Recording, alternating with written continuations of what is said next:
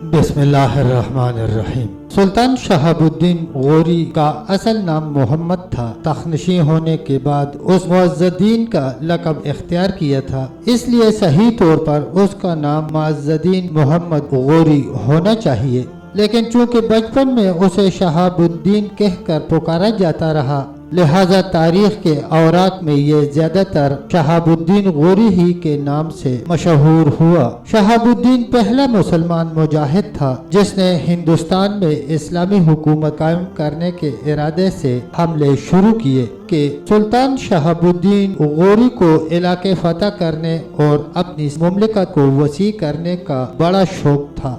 उस काम के लिए जिन खूबियों की जरूरत होती है वो भी उसमें मौजूद थी।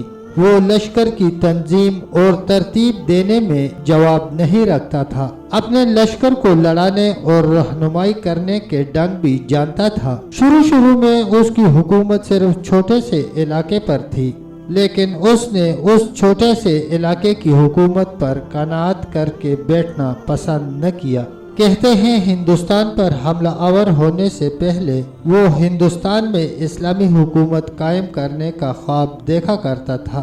मुअर्रिखीन ये भी लिखते हैं कि वो दिन का बड़ा पक्का था और जब कोई इरादा कर लेता तो उसे पूरा करके छोड़ता था। वो नाकामियों से घबराता न था। उसने बड़े लायक गुलाम जमा कर रखे थे जो मुल्की इंतजाम और सपागरी की खुदादाद काबिलियत रखते थे। उन गुलामों को वो औलाद और बेटों की तरह अजीज रखता था और वो भी हमेशा सुल्तान शहाबुद्दीन गौरी पर अपनी जान निसार करने के लिए तैयार रहते थे। सुल्तान शहाबुद्दीन गौरी का कोई बेटा न था। एक मर्तबा किसी मसाहिब ने कहा, अगर अल्लाह आपको फर्जंद अता फरमाता तो आपके बाद आपके तख्त व ताज का वारिस बनता। उस पर सुल्तान ने मुस्कुराते हुए कहा, मेरे गुलाम मेरे बेटे हैं, ये मेरे बाद मेरी सल्तनत के वारिस होंगे। और उसने जो कुछ कहा था सही निकला। गुलाम ही उसके बाद उसके वारिस हुए थे और उसकी सल्तनत उसके गुलामों में तकसीम हुई। सुल्तान शहाबुद्दीन गौरी सही मानों में हिंदुस्तान की सल्तनत का बानी ख्याल किया जाता है। इसमें शक नहीं कि सपा सालार की हैसियत से वो सुल्तान महमूद गजनवी का कोई मुकाबला नहीं कर सकता, लेकिन उसमें एक ऐसी खूबी भी थी जो सुल्तान महमूद गजनवी में भी न थी, और वो खूबी ये थी कि शहाबुद्दीन गौरी जिन इलाकों पर हमला आवर होता उन्हें अपनी सल्तनत में शामिल करके उनका इंतजाम व इंसराम अपने हाथ में ले लेता था। उसकी यही खूबी थी जिसकी बदौलत उसने हिंदुस्तान में इस्लामी सल्तनत की बुनियादें मजबूत कर दी। वो बड़ा मुस्तकिल मिजाज, बुर्दबार और दूरअंदेश सुल्तान था। शिकस्त खाकर भी हिम्मत न हारता था। सुल्तान महमूद गजनवी ने अपनी जिंदगी में कई मार्के सर किए। बड़े बड़े सरकश, बड़े बड़े जाबिर हुक्मरानों को अपने सामने घुटने टेकने पर मजबूर कर दिया। उसने अपनी जिंदगी में कभी शिकस्त न खाई थी, जबकि सुल्तान शहाबुद्दीन गौरी को हिंदुस्तान के मार्कों में 2 मरतबा शिकस्त का सामना करना पड़ा। उन 2 शिकस्तों के बावजूद उसने हिम्मत नहीं हारी। किसी किस्म की कमजोरी के आसार उसमें नमूदार न हुए। उसने जो भी इलाके फतह किए वहाँ मुस्तकिल तौर पर मुसलमानों की हुकूमत कायम की।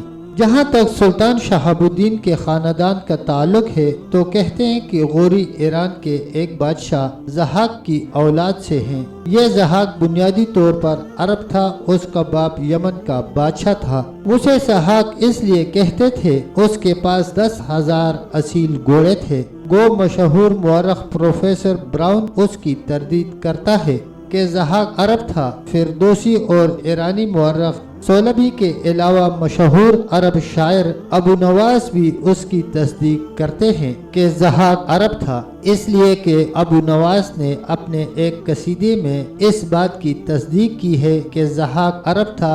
इस लिहाज से गौरियों को अरब कहा जा सकता है। हर हाल गौरी ज़हाक बादशाह की नस्ल से हैं और ये यमन या अरब से निकलकर ईरान पर काबिज हो गया था।